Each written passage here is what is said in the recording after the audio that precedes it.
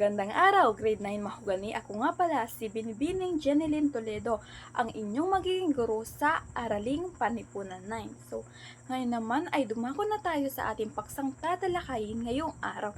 Ito ay patungkol sa production class. So, pag sinabing production class, ito yung isang proseso ng pagpapalit anyo ng produkto sa pamamagitan ng pagsasama-sama ng mga salik upang makabuo ng output. Ang mga salik na ginamit sa pagbuo ng produkto ay tinatawag na input at output. Ang input, ang halimbawa nito ay ang mga kahoy, paggawa at makinarya. Ang magiging output naman nito is ang mesa o silya. Ngayon naman class ay dumako na tayo sa apat na pangunahing salik na ng produksyon. Una ay ang lupa. So ang lupa class ay ginagamit bilang taniman ng mga produktong agrikultural at pinagkukunan ng yamang tubig at yamang mineral. Sa lupa rin nagtatayo ng mga pabrika, palengke, opisina at iba pang mga infrastrukturang mahalaga para sa ekonomiya. Sa lupa rin nagmumula ang mga hilaw na mga materyales na kinakailangan upang makagawa ng iba't ibang produkto. At ang pangalawa naman ay ang paggawa. Ang paggawa naman ay ang aktual na proseso ng produkto class sa pamamagitan ng mga manggagawa o lakas paggawa. May dalawang uri ng lakas paggawa class. Ito ang sinasabing white collar job at ang blue collar job. Ang white collar job class is ito yung ginagamitan ng mental skills at education.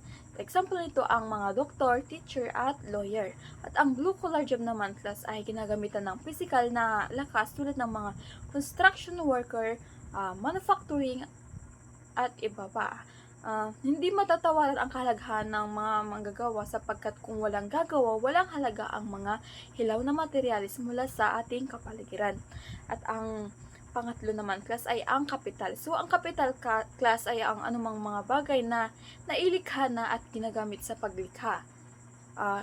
Paglikha pa ng isang bagong produkto o serbisyo tulad ng mga makina, kagamitan at mga pasibilidad na ginagamit sa produksyon.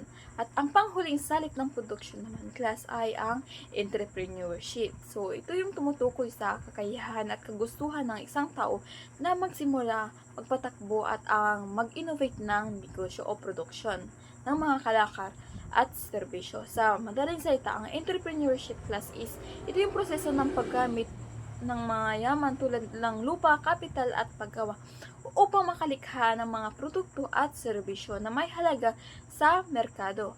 Pag sinabi naman nating entrepreneurship, ito naman yung taong nag-uorganisa o nagkokontrol at nakikipagsapalaran sa mga desisyon sa mga bagay na makakaapekto sa produksyon.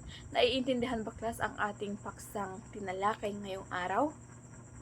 Kung ganoon ay dito na nagtatapos ang ating talakayan ngayong araw. Paalam, Grade 9 Mahogany!